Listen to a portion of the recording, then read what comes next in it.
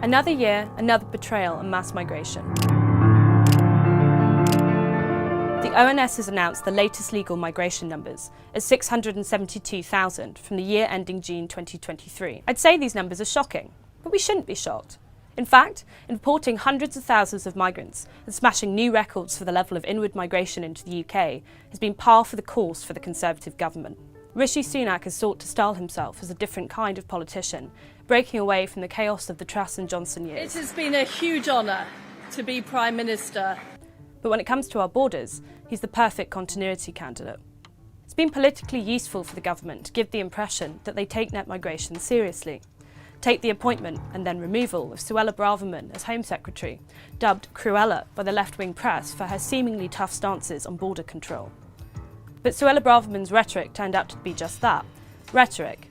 On the numbers alone, she's proven herself to be the most pro-immigration Home Secretary the country has ever had.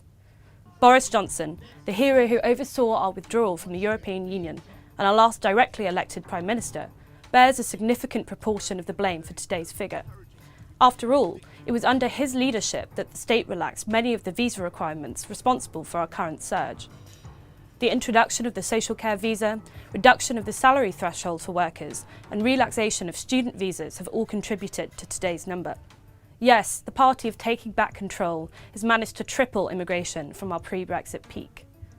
Mass immigration has fundamentally transformed Britain. In 1991, around 7% of people living in Britain were born abroad. According to our latest census data from 2021, that share has now risen to 16.8%. The transformation has always been pursued without public consent, and in many instances operated in direct opposition to it. Indeed, no government since 1997 has been elected on anything other than a platform of controlling legal migration. Yes, New Labour oversaw the first explosion in legal migration, but it wouldn't be until the election of David Cameron in 2010 that the policy was embraced as a fact of political office. Cameron promised to take net migration back to the levels of the 1990s, tens of thousands a year, not hundreds of thousands. Well, the opposite has proved to be true. Net migration over 5 years averaged 247,000, while new arrivals passed 600,000 in 2014. Seeking re-election, the Tories have reiterated their tens of thousands pledge in 2015 and did again under Theresa May in 2017. And in 2019, Boris Johnson quietly dropped the tens of thousands commitment after 9 years of no serious attempt to meet it. A politician willing to break the endless cycle of border capitulation faces an uphill battle, with the Treasury, the Department for Work and Pensions, the NHS, the Department of Education, and yes, even the Home Office. It's not that mass migration has made Britain rich. It hasn't. But rather that our short-termist politicians have become addicted to it. It reveals their preference for cheap labour over capital investment, the lowering of institutional standards over expensive and electorally unpopular reform, and negligible GDP growth over per capita improvements. And what about culture? Suella Braverman was right to say that multiculturalism has failed. It has failed. In fact, almost all countries where it is attempted, it has failed. Take Lebanon, Brazil, South Africa, or the Balkans.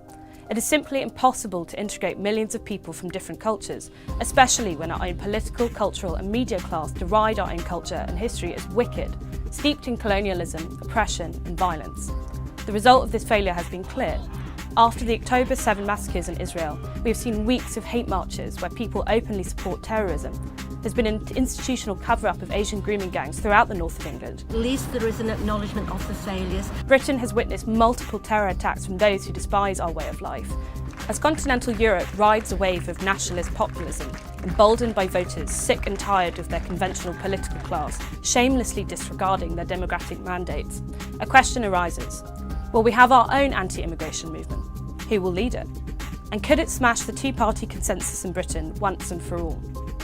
The Conservatives are the party of mass immigration. Regardless of what is promised over the next few days, it's vital that we remember that.